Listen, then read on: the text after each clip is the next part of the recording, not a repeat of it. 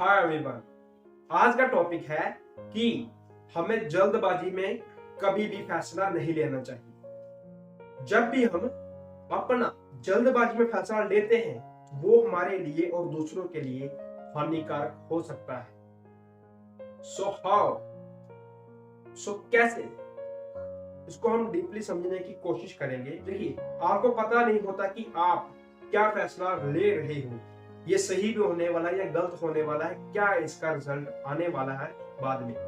But आप जल्दी से डिसीजन ले लेते हो कि नहीं नहीं मुझे ये करना है, ये होना चाहिए, ऐसा होना चाहिए, वैसा होना चाहिए। तो आप ऐसे आपका जल्दबाजी में फैसला ले लेते हो। उस काम में आप थोड़ी सी रिसर्च जरूर कर लेनी चाहिए।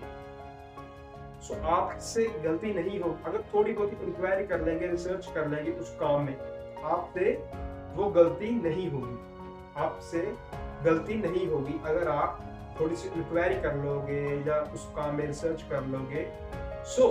जब भी हम एकदम से फैसला ले लेते हैं तो हमें उसका नतीजा जो है बहुत ही खतरनाक देखने को मिल सकता है। तो हम अपना सही फैसला कैसे ले सकते हैं? मैं एक कहानी के थ्रू समझाना चाहूंगा।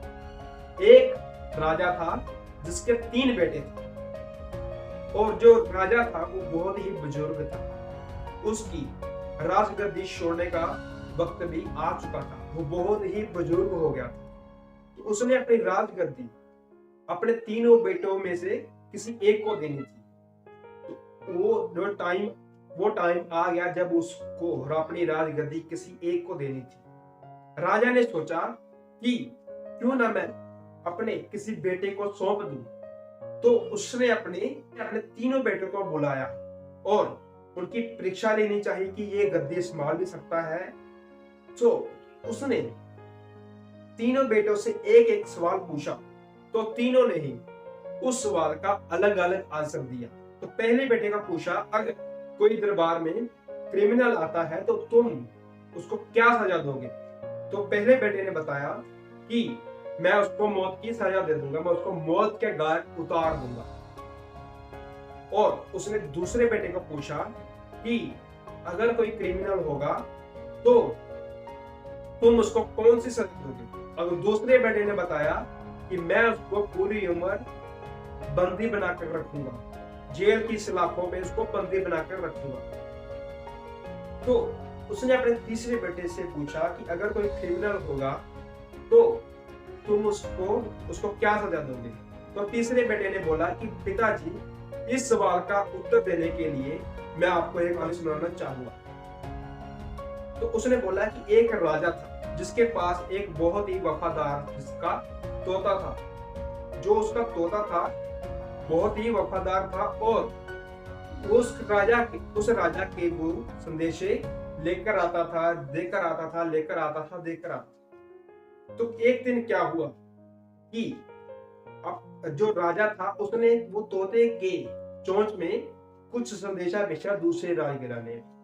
जब वो लौटकर आ रहा था तोता वापस, और उसने देखा कि एक नीचे एप्पल का पेड़ है। तो उसने देखा कि एप्पल का पेड़ है, वो नीचे चला गया एप्पल खाने के लिए। तो उसने वहां पर कुछ एप्पल खाए, कुछ अपने राजा के लिए भी एप्पल लेकर चला गया। तो वहां पर उसने अपने राजा को जो कुछ एप्पल दिए कुछ खाने के लिए। तो राजा ने जब एप्पल खाए तो वो जो राजा था वो बहुत ही बीमार हो गया। जो राजा था वो बहुत ही बीमार हो गया। और फिर क्या हुआ कि तो जब राजा बीमार हो गया तो उसने सोचा कि मैंने वो एप्पल खाए थे, वो जहरीले एप्पल थे।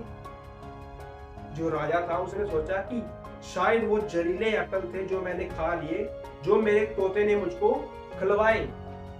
तो वो जो तोता राजा था वो बीमार हो गया। वो एप्पल की वजह से नहीं बीमार हुआ था, उसका कारण कोई और। जो राजा था उसने तोते को मौत की सजा सुना दी, क्योंकि राजा जो था वो एप्पल खाने से बीमार हो गया था। उसको लगा कि ये एप्पल जहरीले हैं और इसने मुझे खिलवा दिए। तो राजे ने उस तोते को मरवा डाला। तो वो जो एप्पल थे वो बहुत ही महल से दूर फेंक दिए गए। 20 साल के बाद जहां पर वो एप्पल फेंका गया था, वहां पर एक एप्पल का पेड़ बड़ा हो गया। वहां पर एक एप्पल का जो पेड़ था, वहां पर जो एप्पल का जो पेड़ था वो बहुत ही बड़ा हो गया था। वहां पर कुछ एप्पल लगे हुए थे उस पेड़ में। वहां उस पेड़ के नजदीकी से एक बुजुर्ग औरत जा रही थी। तो उसने देखा कि इस पेड़ में एप्पल लगे हुए हैं, एप्पल तोड़कर खाया। तो वो जो बुजुर्ग औरत थी वो धीरे धीरे से वो जवान होने लगी। वो एप्पल खाने से वो धीरे धीरे से वो जवान होने लगी। उसकी काफी जो हाथों में मुंह में रिंकल्स थे वो मिटने लगे। धीरे धीरे में ये खबर गांव में पहुंचने लगी और धीरे धीरे में राजे को भी पता चल गया कि ऐसा हो रहा है। धीरे धीरे उसको पता चल गया कि उस एप्पल को खाने से उम्र जो है बढ़ने लगती है। उस एप्पल को खाने से जो है जवानी आने लगती है। उसके जो सैनिकों ने बताया कि महाराज ये वही एप्पल का पेड़ है जहां पर आपने उस एप्पल को फेंका था 20 साल पहले का।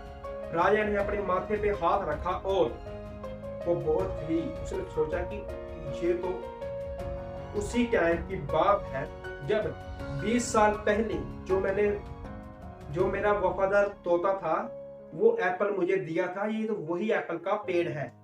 तो वो बहुत ही पछता रहा था कि ये एप्पल जहरीला नहीं था, वो बीमारी का कारण कुछ और था। तो मैंने अपने तोते को मरवा डाला क्योंकि उसने जो था उस टाइम जल्दबाजी में फैसला ले लिया था। कोई इंक्वायरी नहीं की थी, कोई रिसर्च नहीं की थी। बट उसने जब उसको पता चला कि मैं बीमार हो रहा हूं इस एप्पल की वजह से, तो उसने वही तोते को मरवा डाला जो एप्पल लेकर आया था। वो बहुत ही पछता रहा था अंदर से। उसने नजायज ही उस बेजुबान की जान ले ली, नजायज ही उसको मौत की सजा जो थी वो दे दी। तो बहुत ही अंदर से पछता रहा था क्योंकि उसने जल्दबाजी में फैसला लिया था, कोई भी इंक्वायरी नहीं की थी। तो फिर उस कहानी में वापस चलते हैं कि उसने जो उसका तीसरा बेटा था उसने ये कहानी सुनाई और बोला कि मैं अगर कोई क्रिमिनल है तो मैं उसकी जो है पूरी इंक्वायरी करूंगा। उसकी अगर कोई क्रिमिनल है तो मैं उसकी इंक्वायरी करूंगा कि ये क्रिमिनल है भी या नहीं। अगर मुझे उसको सजा देनी होगी तो पहले मैं इंक्वायरी करूंगा कि ये क्रिमिनल है या नहीं, फिर मैं उसको सजा दूंगा। मैं उसको किसी को नाजायज सजा नहीं दे सकता। तो ये उसका जो सवाल से वो राजा तो जो था वो खुश हो गया। उसको ये उसका जो सवाल था वो अच्छा लगा, वो राजगद्दी उसको मिल गई।